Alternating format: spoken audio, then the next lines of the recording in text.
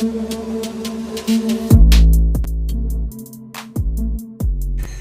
no, jail baaxul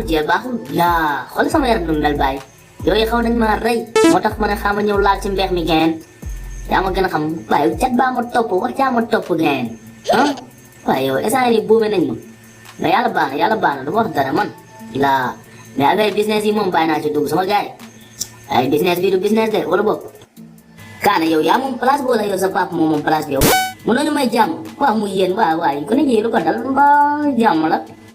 boy sama rak xam la laa bëgg boy nga bàyyi ma quoi bàyyi ma c'est comprendre boy man taluma coow boy xoolal instant yi lii coow boy baax na instant yi gisoo ay 4 kilomètres laa la daw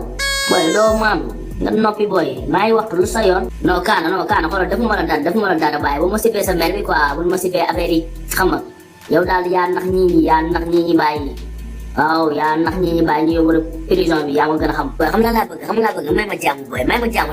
ma jàmm quoi boy tal moo ci bëri boy bul ma énervé loolu est-ce que comprendre waaw boy xoolal jeex na balaa ma lay nokk fii de waaw temps moom dama gaaw nokkaat waaw man maa ngi ñëw dem tal moo ci bëri boy danga bëri wax quoi xam nga ñëw dem sax bàyyi